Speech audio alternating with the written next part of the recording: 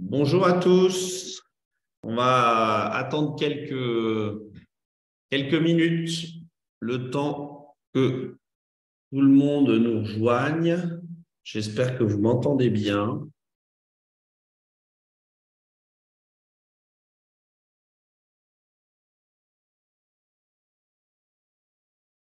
Alors, on attend une petite minute pour ceux qui sont déjà connectés, pour que tout le monde soit connecté pour information.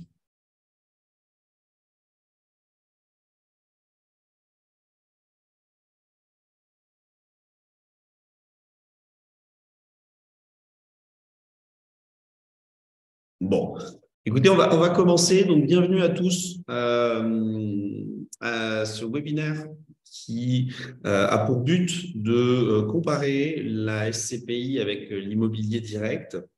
Donc, je suis Victor, conseiller en investissement chez Nouvinvest et c'est moi qui vais vous faire la présentation du webinaire. Donc, l'organisation du webinaire, c'est qu'on verra donc la comparaison entre SCPI et immobilier direct en plusieurs points. Dans un premier temps, on va déjà parler de l'immobilier locatif. Le second point sera basé sur la comparaison entre les SCPI et l'immobilier direct. Le troisième point, on parlera de l'effet de levier. En quatrième point, de la dynamique du marché. On regardera ensuite une simulation à la fois d'un investissement direct et d'un investissement SCPI. Et enfin, on conclura.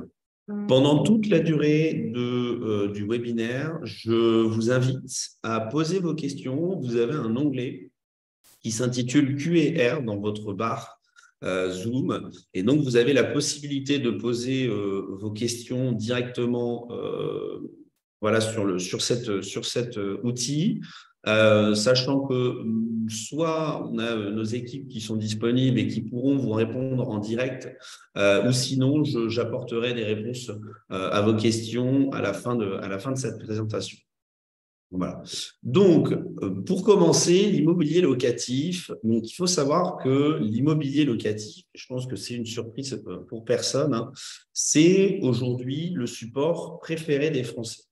Donc, l'investissement locatif, effectivement, préféré de 56% des Français pour plusieurs raisons. C'est l'investissement préféré des Français. Un, parce qu'ils considèrent que c'est concret.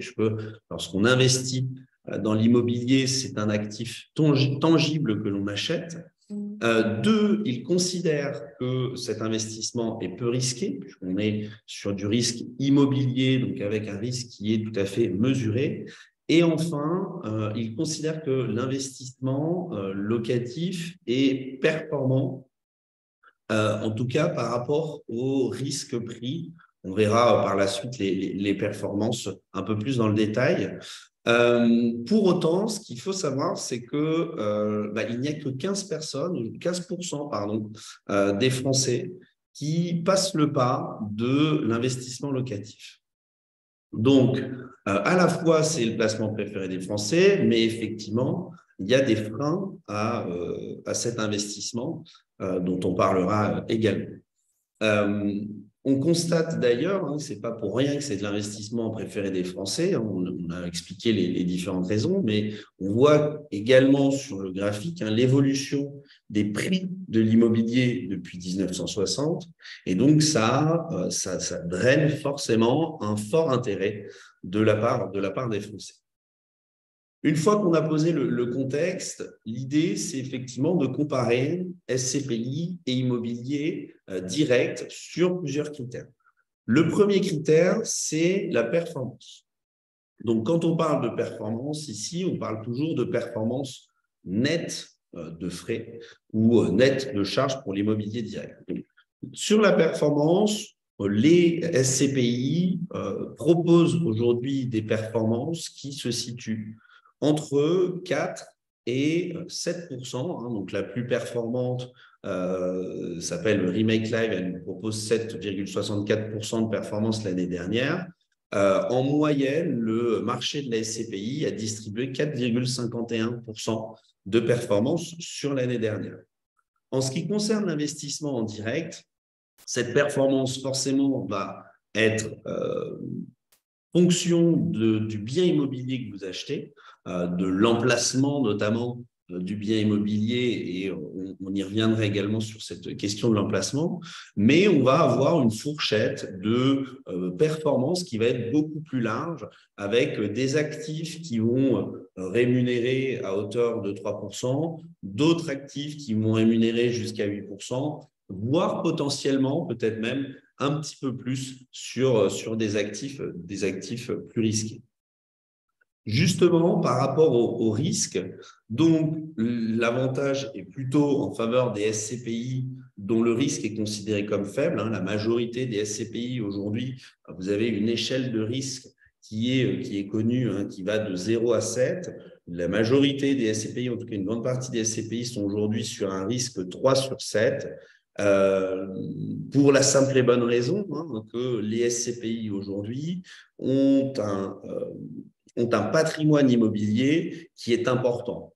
Donc, ils vont avoir une multitude d'actifs dans leur société, ce qui permet une mutualisation du risque, à la fois en ce qui concerne le risque locatif, mais également le risque de valorisation des actifs immobiliers. Effectivement, cette diversification automatiquement géographique ou sectorielle a tendance à diminuer le risque pris sur un investissement. En ce qui concerne l'investissement en direct, on est plutôt sur un risque moyen, donc toujours un sous-jacent immobilier, on n'est pas non plus sur des actions, mais donc on est plutôt sur une échelle de 4 sur 7 en risque sur l'immobilier direct. Forcément, parce que l'immobilier direct, lorsque vous achetez un actif, vous n'en achetez qu'un, et donc tout le risque va être porté sur un seul bien immobilier et généralement sur un seul locataire. Et donc, automatiquement, ce manque de diversification finalement sur l'investissement en direct va avoir tendance à augmenter le risque pris sur l'immobilier direct. En ce qui concerne les frais, entre le SCPI et l'investissement direct, on est un peu près sur les mêmes niveaux de frais. Donc, sur les SCPI, on va parler de deux typologies de frais. C'est les frais de souscription qui vont effectivement de 0 à 12%. Donc, certaines SCPI proposent des frais de 0 à 12%, de 0%, pardon. D'autres SCPI vont être dans la fourchette haute à 12%. De la même manière, sur l'investissement en direct, il y a deux possibilités. Soit vous passez de particulier à particulier, et auquel cas, il n'y a aucun frais, si ce n'est effectivement les frais de notaire, mais donc aucun frais d'agence, en tout cas d'intermédiation. Donc 0% jusqu'à effectivement certains intermédiaires qui vont prélever 10% de frais d'agence.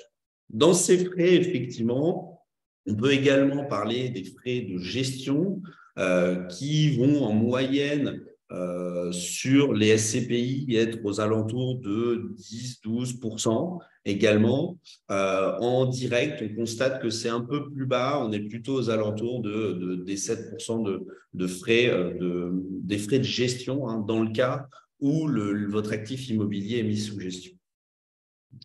Sur la partie de la simplicité, là, l'avantage va clairement à la SCPI, puisque lorsqu'il faut, sur un bien en direct, acheter un appartement, c'est beaucoup plus contraignant. Ça prend plus de temps, il faut aller le visiter, regarder les environs de cet actif immobilier, voir dans quel quartier, s'il est proche des transports, des commerces, prendre du temps finalement pour acheter cet actif. Également, on a tout le process qui suit l'acquisition de cet actif immobilier. Donc, je le disais, le compromis de vente dans un premier temps qu'il faut signer, les 45 jours de délai réglementaire, puis de nouveau aller signer chez le notaire la vente, l'acte définitif. Donc, effectivement, sur la simplicité, très clairement, la SCPI tire son épingle du jeu, où en fait, finalement, vous n'avez strictement rien à faire. C'est-à-dire que et notamment par notre intermédiaire. On propose une plateforme complètement digitale où il vous suffit de vous rendre sur la plateforme, de sélectionner la SCPI qui vous intéresse, là où les SCPI d'ailleurs qui vous intéressent, de cliquer sur investir, de renseigner un profil qui va vous prendre 15 minutes à renseigner, et puis tout simplement, vous réalisez votre investissement. Donc là-dessus, sur la simplicité, l'avantage plutôt à la SCPI. Accessibilité, c'est pareil. Il est rare aujourd'hui d'acheter un bien immobilier en direct, un actif immobilier à moins de 50 000 euros, alors que effectivement une SCPI va être accessible à partir de la plus accessible à 187 euros, mais voilà, en moyenne, au plus bas, on va être aux alentours de 200 euros. Donc, sur l'accessibilité, il est vrai que la SCPI va répondre à plus de personnes en ce qui concerne la disponibilité de liquidité. Et enfin, sur la revente, donc là, l'avantage est plutôt également sur la SCPI où globalement, comment fonctionne la revente de parts de SCPI. Donc, généralement, ce qui va se passer, c'est que lorsque vous demandez à revendre des parts de SCPI, la société de gestion n'a pas besoin d'avoir concrètement un acheteur en face. Ils ne vont pas dire, bon, ben voilà, vous avez 10 parts, il faut absolument que la personne en face rachète les 10 parts. Vous allez demander à vendre les parts et la société de gestion va utiliser l'argent des nouveaux investisseurs pour avoir des liquidités et vous permettre de sortir. Donc, ce que l'on constate, c'est qu'aujourd'hui, alors bien entendu, il peut se passer des choses et je ne sais pas comment le marché sera dans 10 ans, mais en tout cas, sur les 10 dernières années et aujourd'hui, on constate que le délai de vente est de quelques semaines, donc 3 semaines à 2 mois, pour procéder à la revente des parts de SCPI. Sur un actif immobilier, on a un process qui est plus complexe puisqu'on revient au process finalement presque de l'acquisition, c'est-à-dire qu'il va falloir signer un compromis, mettre le bien en vente, donc soit auprès d'une agence, soit en direct pour pouvoir le vendre. Et surtout, derrière, à côté de ça, il vous faut un acheteur. C'est-à-dire qu'automatiquement, si vous n'avez pas quelqu'un en face qui vous dit « moi, je veux acheter votre actif immobilier », eh bien, votre actif immobilier, vous ne le vendrez pas. Donc, on a un processus de revente qui est beaucoup plus long et beaucoup plus complexe que sur l'investissement SCPI. Troisième, alors, pardon, j'ai raté une slide.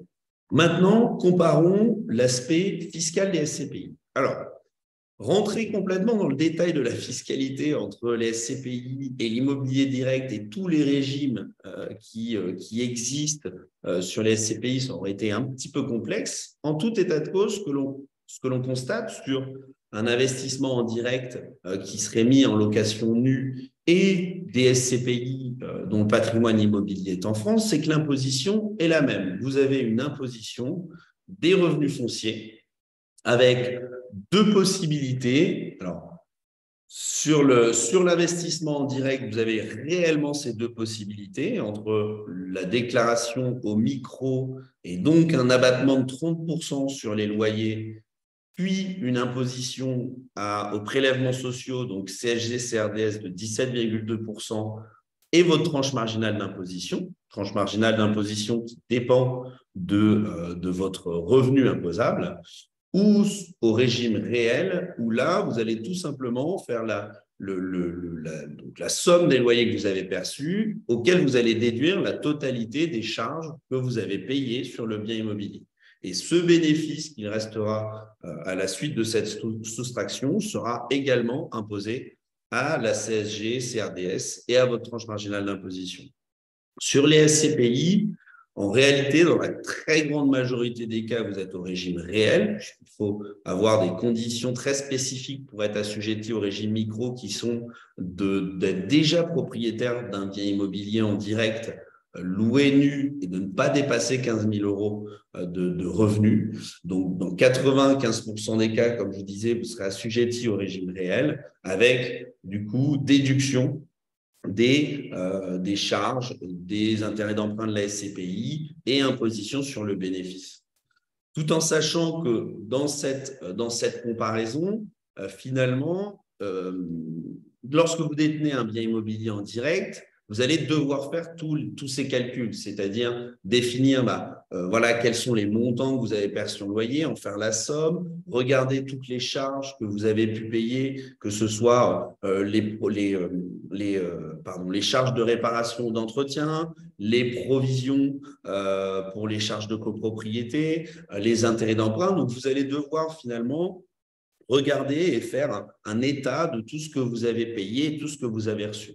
Sur la SCPI, c'est plus simple, puisque la SCPI vous envoie chaque année un imprimé fiscal unique qui reprend tous les éléments que vous devez indiquer dans votre déclaration d'impôt. Voilà sur la fiscalité. Alors, il y a bien entendu, dans chacun des cas, que ce soit en direct ou en SCPI, des possibilités d'optimiser la fiscalité à laquelle vous êtes assujetti. Notamment en immobilier direct, le cas le plus courant et qui, effectivement, à mon sens, est aussi le plus intéressant, c'est ce qu'on appelle le LMNP, donc le loueur meublé non professionnel, qui bénéficie d'un cadre fiscal très préférentiel lorsque vous détenez un bien immobilier en direct. Alors, il y a des avantages fiscaux certains, il y a aussi des inconvénients sur le LMNP, mais si, en tout cas, vous êtes intéressé, je vous invite à regarder les différents, vous avez beaucoup d'articles qui font référence, et donc je vous invite à regarder tout ça. Vous avez également des possibilités d'investir sur des lois de défiscalisation, Pinel, de Normandie, Malraux, avec chacune leurs avantages et leurs inconvénients. En immobilier direct, c'est quelque chose qui est un petit peu moins connu, mais vous avez également la possibilité d'acheter en démembrement un actif immobilier. Donc, si vous êtes au fait du démembrement sur les SCPI, c'est un petit peu le même fonctionnement, mais sauf que là, on a un démembrement sur un bien immobilier complet, ou au travers d'une société qui serait une SCI à l'IS pour bénéficier effectivement de l'imposition sur les sociétés et donc d'un régime fiscal plus avantageux. Sur les SCPI, on a également plusieurs options disponibles pour diminuer l'impact fiscal des revenus. On va avoir notamment les SCPI européennes, le démembrement temporaire, les SCPI fiscales également, hein, ou l'investissement au travers d'une société. En ce qui concerne les SCPI, vous avez la possibilité, lorsque vous êtes connecté sur votre espace client Louvainvest, de retrouver des webinaires qu'on en a précédemment fait, notamment sur la fiscalité complète et la fiscalité des SCPI européennes, mais également sur le démembrement ou l'investissement au travers d'une société. Donc, je vous invite, si ce sont des options qui vous intéressent pour optimiser votre fiscalité, d'aller regarder ces webinaires qui sont encore une fois disponibles dans l'onglet Académie de votre espace client Louvainvest. Voilà sur la fiscalité. Je me permets encore une fois de préciser, n'hésitez pas à poser vos questions au fur et à mesure. Donc, si vous avez des questions sur la fiscalité, vous pouvez les poser dès maintenant et puis j'y répondrai par la suite. Donc, pour ceux qui n'étaient pas forcément là, c'est l'onglet Q&R qui est affiché en bas de votre écran. Troisième point que l'on va voir ensemble avec savoir finalement l'effet de levier.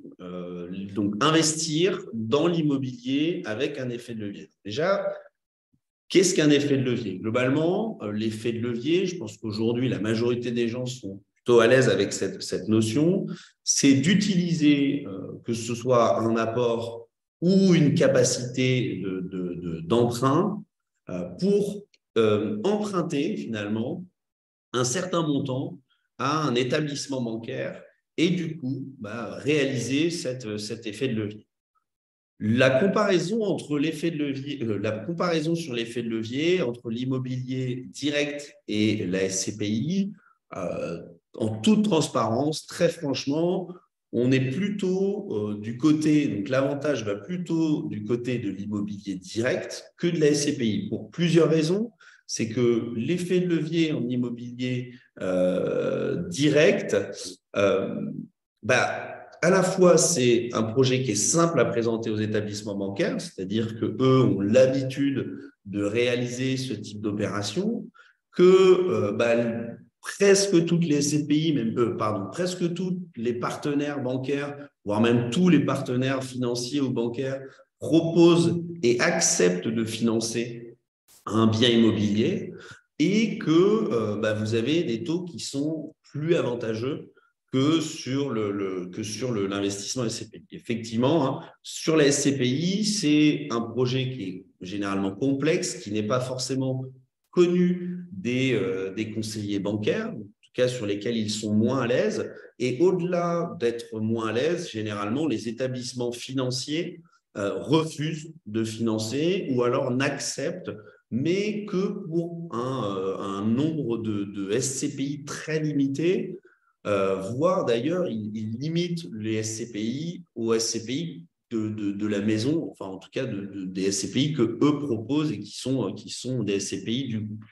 Donc effectivement, globalement, sur ce point de l'effet de levier, l'immobilier direct est clairement plus avantageux que la SCPI, plus simple dans la mise en place, plus avantageux. Ça ne veut pas dire que ça n'est pas possible sur de la SCPI. Hein. Nous, on accompagne nos clients sur le financement de la SCPI. Ça veut tout simplement dire que les conditions sont moins avantageuses et que le montage du dossier est plus complexe.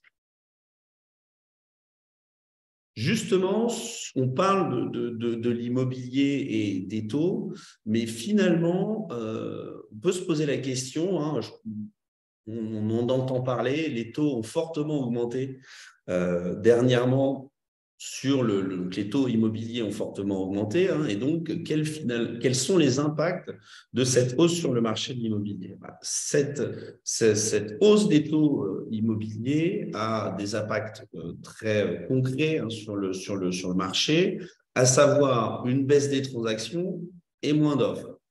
Pourquoi? Tout simplement parce que ce soit vous, moi ou n'importe qui, pour un projet similaire, on va avoir une capacité d'emprunt qui sera moindre. Et donc, automatiquement, ça veut dire que moins de personnes sont susceptibles de pouvoir acheter et de pouvoir investir dans l'immobilier ou en tout cas sur des montants qui sont largement moindres. Et donc, si moins de personnes peuvent acheter de l'immobilier, ça veut dire automatiquement qu'il peut y avoir une diminution des prix des biens immobiliers.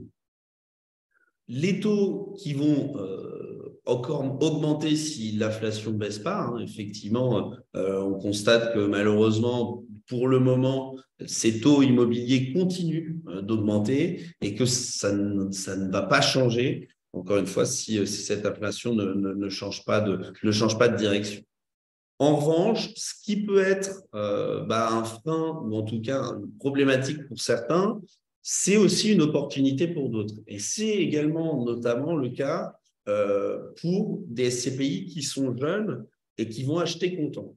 En fait, les SCPI utilisent peu ou en tout cas de manière limitée l'endettement et l'effet de levier.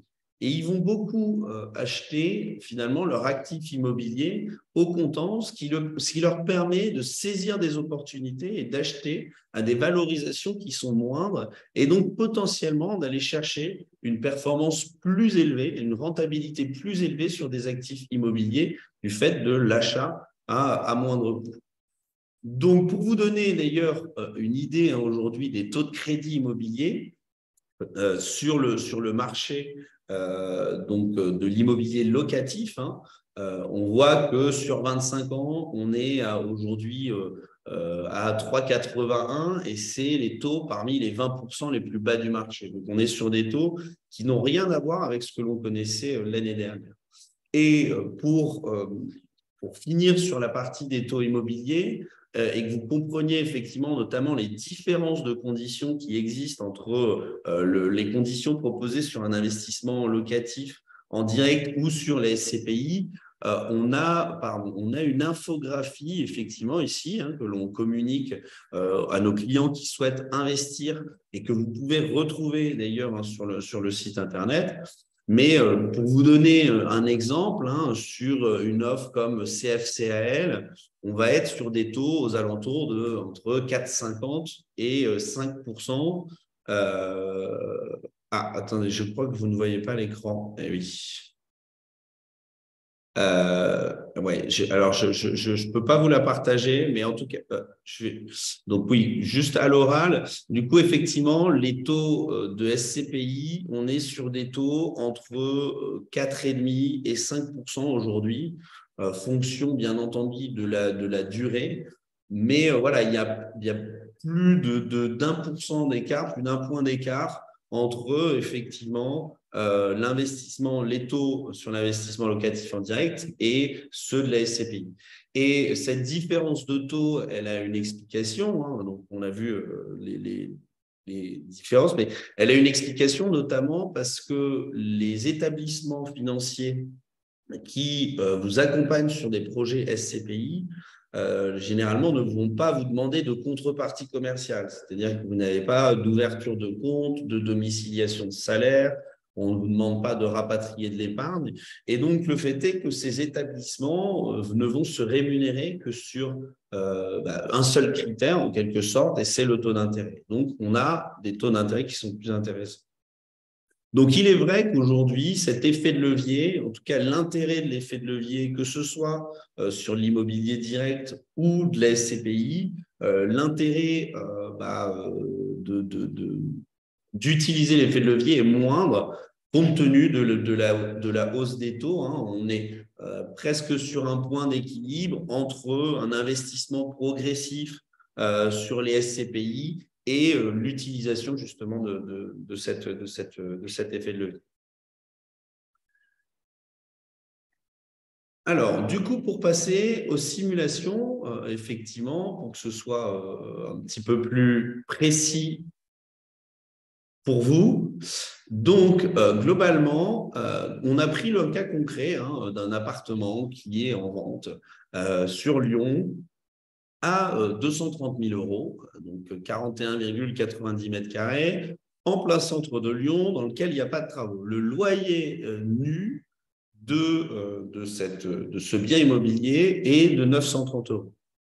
Donc, vous avez donc 230 000 euros. Sur la droite, vous avez du coup le détail des coûts. Hein, donc, coût d'acquisition du bien, 230 000 euros. Frais de notaire, 17 800 euros. Là, on n'a pas pris de travaux, puisqu'apparemment, il n'y en a pas. Il peut y avoir en revanche des frais d'ameublement, puisqu'effectivement, si vous le louez meublé, il faudra évidemment acheter des meubles pour le locataire. Sur les montants de frais, donc que ce soit en ce qui concerne l'entretien, les charges de copro, les taxes, les frais de gestion, on est en moyenne sur 173 euros donc par mois de charges, soit un montant annuel de 2074 euros. Lorsqu'on regarde finalement la totalité des loyers avec les charges qui vont être payées et qu'on le rapporte au prix du bien immobilier, on constate que la rentabilité locative de ce bien immobilier est de 3,9%. Alors, ça peut paraître assez faible comme ça, hein, une rentabilité à 3,9%. Ce qu'il faut vous dire, c'est que des villes comme Paris, Lyon, Bordeaux, Marseille, des grandes villes sur lesquelles le risque finalement locatif et le risque d'évaluation est assez faible, et ben, automatiquement vont proposer une rentabilité locative qui sera moindre. C'est clair. Hein. Il faut bien vous dire une chose, c'est que il faut toujours associer le risque au rendement. Plus on a un risque potentiel important, hein, on va louer dans une petite ville sur lesquelles il va potentiellement y avoir moins de locataires, ou en tout cas on va avoir plus de difficultés à en trouver un. Donc plus ce risque va être important, plus la rentabilité locative potentielle va être, elle, importante également. Ça, c'est une chose dont il faut bien être conscient. Donc, sur un actif à Lyon, c'est plutôt un actif moins risqué, mais automatiquement qui va proposer une performance. Prenons le cas désormais d'une simulation d'un achat donc, de SCPI. Donc, la simulation est basée sur le même montant, hein, un projet de 230 000 euros, avec un portefeuille diversifié sectoriellement et géographiquement. Hein. Donc, on va vraiment aller chercher une réelle diversification dans l'intérêt de diminuer le risque pris sur cet investissement. Et donc, on constate que le loyer ici proposé est de estimé, en tout cas, hein, basé sur les performances de CSCPI l'année dernière. Donc, le loyer estimé est de 1 122 euros par mois, ce qui nous donne une rentabilité, encore une fois, je parle de rentabilité nette de frais, hein, et exactement comme pour l'appartement de Lyon, ça ne veut pas dire net d'impôt, hein, puisque chaque situation est différente, donc l'imposition, automatiquement, dans les simulations, on ne les met pas. Et donc là, la rentabilité proposée est de 5,86%. Voilà, vous avez d'ailleurs la possibilité, hein, lorsque vous êtes connecté sur la plateforme, de réaliser ces simulations. Donc, n'hésitez pas à utiliser les outils mis à votre disposition pour voilà, regarder quelle est la performance de tel ou tel SCPI, ce que ça vous rapporterait, encore une fois, dans l'hypothèse d'un achat en SCPI. Et donc, finalement, pour conclure le webinaire, il est évident que chacune des solutions a ses avantages et ses inconvénients. Ce qu'il faut retenir de cette comparaison, c'est que l'immobilier direct, globalement, de un, vous pouvez avoir un potentiel de rendement et de plus-value qui est plus important que sur la SCPI. Puisque effectivement, vous avez le choix du bien, vous avez le choix d'aller chercher un actif qui est plus rémunérateur ou sur lequel il va y avoir un potentiel de plus-value plus important, tandis que sur la SCPI, on va avoir cette mutualisation du risque par le nombre d'actifs et donc automatiquement, le potentiel que ça va représenter va être un peu moindre. L'immobilier direct, clairement, a un avantage en ce qui concerne l'investissement à crédit, on en a parlé, hein, qui est beaucoup plus accessible que la SCPI. En revanche, il y a 3 points qui sont plutôt, alors pas négatifs, mais 3 points en tout cas qui sont plutôt en faveur de la SCPI, c'est que l'immobilier direct, il n'y a aucune diversification. Donc ça, il faut le prendre en considération. C'est lorsque vous achetez un bien immobilier en direct, tout le risque est porté sur un actif immobilier. Hein. Donc, je vous le disais, hein, le risque locatif, le risque de perte de valeur, hein, tout ça est basé sur un seul bien immobilier. On a également la gestion locative. Donc, effectivement, il faut s'occuper de toute la gestion locative. S'il y a des travaux à le faire, alors, vous pouvez bien entendu le donner en gestion à quelqu'un, mais vous aurez quand même du temps à prendre pour gérer votre actif immobilier, les réparations, tout le process de déclaration, etc.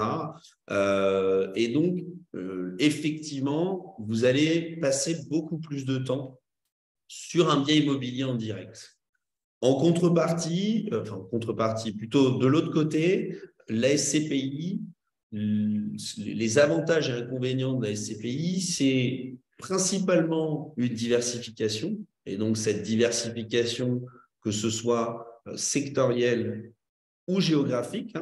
Donc, ça vous permet notamment d'investir, je vous disais, sur des actifs de commerce, de bureaux, de logistique, de santé, mais aussi du résidentiel. Vous n'avez effectivement aucune gestion puisque c'est totalement passif. Donc, en tout cas, c'est beaucoup plus simple. Et effectivement, c'est plus accessible, on l'a dit, à partir de 200 euros et beaucoup plus simple dans la souscription d'épargne, dans l'acquisition et dans le processus d'investissement où vous allez y perdre beaucoup plus de temps sur l'immobilier direct. En revanche, l'inconvénient, la contrepartie, c'est que vous n'avez aucun pouvoir de décision dans une SCPI. Alors, aucun pouvoir de décision, c'est un petit peu exagéré, puisque la SCPI, vous êtes associé, donc vous avez quand même certains pouvoirs, mais en tout cas, vous n'avez pas de regard sur les actifs qui vont être achetés par la SCPI. Ce n'est pas vous qui allez choisir tel ou tel actif. Ce n'est pas vous qui allez choisir tel ou tel locataire. Et donc, il est vrai que sur ce point-là, il faut accepter que finalement des professionnels le fassent pour vous et que vous ayez un potentiel du coup de rendement de par, je vous dis, ce grand nombre d'actifs qui soit moins important. Voilà globalement ce qu'il en est sur cette comparaison immobilier direct SCPI. Je vais du coup désormais répondre à vos questions. Donc, c'est le moment où je vais prendre les questions. Alors, je suis d'accord avec tout ce que vous avez dit, mais l'immobilier direct a quand même l'avantage de la montée générale des prix de l'habitat.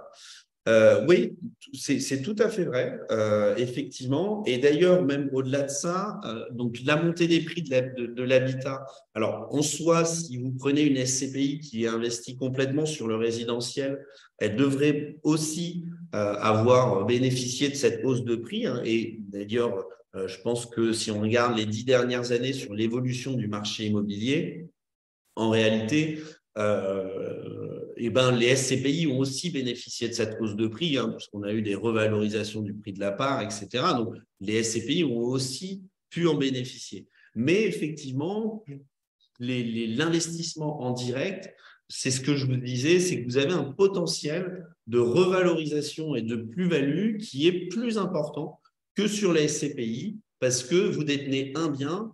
Et donc, si ce bien-là, il est investi dans la ville qui prend 20%, effectivement, vous avez pris 20%. Sur la SCPI, c'est que vous allez avoir 50, 100, 200 actifs immobiliers. Donc, si dans ces 200 actifs, il y en a un qui fait 20%, ça va être complètement effacé et lissé par la détention de tous les autres actifs. Mais j'ai envie de vous dire, c'est également vrai dans l'autre sens. C'est-à-dire que si demain, vous achetez un actif immobilier et que les prix de l'immobilier et notamment de l'habitat, ils baissent, c'est la totalité de votre investissement qui va baisser directement. À l'inverse, une SCPI, s'il y a une ville plus qu'une autre qui perd de la valeur, ça va être lissé par la détention de tous les autres actifs dans toutes les autres villes. Écoutez, alors j'ai une autre question. Non, c'est un remerciement. Écoutez, j'ai pas d'autres questions. Je sais pas si. De toute façon, pour terminer et finir là-dessus, globalement, vous avez la possibilité de nous contacter et de prendre rendez-vous avec un conseiller, hein, ce sera peut-être moi ou un de mes collègues, pour vous accompagner sur votre projet et répondre à toutes les questions que vous pourriez avoir. Je réponds à la dernière question que je viens de voir. Une dernière question, quels sont les indicateurs à regarder pour l'investissement SCPI ? Alors, il y en a plusieurs. La première chose, c'est effectivement, et que je pense comme tout le monde, regarder la performance de la SCPI, donc la rentabilité de la SCPI. Ça, c'est ce qu'on va regarder en premier lieu. Le deuxième critère à regarder, c'est la diversification de la SCPI. C'est-à-dire que vous regardez la stratégie d'investissement de la SCPI. Peut-être que vous avez des convictions sur une SCPI qui va être investie sur la logistique ou une SCPI investie sur le secteur de la santé. Donc ça, il faut aussi que vous regardiez en fonction de ce que vous cherchez, en fonction de vos objectifs, des SCPI qui correspondent en termes de stratégie à ce que vous souhaitez. Vous pouvez regarder également la capitalisation de la SCPI. Donc, la capitalisation de la SCPI, finalement, c'est la taille de la SCPI qui va vous donner une indication sur généralement le nombre d'actifs détenus, ou en tout cas la grosseur de la SCPI. Et donc, une SCPI, généralement, attention, hein, je prends des pincettes, hein, mais généralement, une SCPI qui a une plus grosse capitalisation va avoir une diversification plus importante et donc un risque diminué. Ça, c'est un deuxième acteur. Et puis, vous pouvez regarder également ce qu'on appelle la valeur de reconstitution. La valeur de reconstitution qui est établie une fois par an par les sociétés de gestion, qui nous donne l'information sur la valorisation des actifs immobiliers de la SCPI, ou en tout cas, comme son nom l'indique, combien vaudrait la part si on voulait reconstituer le patrimoine de la SCPI. Et donc ça vous donne une indication sur finalement, si la valeur de reconstitution est au-dessus du prix de la part, ça veut dire que vous achetez une part à un prix qui est inférieur à la valorisation des actifs, ou en tout cas de la SCPI. Donc ça, c'est un bon indicateur aussi pour savoir comment sont valorisés les actifs de la SCPI. Voilà, écoutez, merci à tous d'avoir été présents. Encore une fois, n'hésitez pas à nous contacter si vous avez d'autres questions, besoin d'autre chose. On se fera un plaisir de vous répondre. Voilà, je vous souhaite une excellente soirée et je vous dis à très bientôt sur Louvainvest. Au revoir.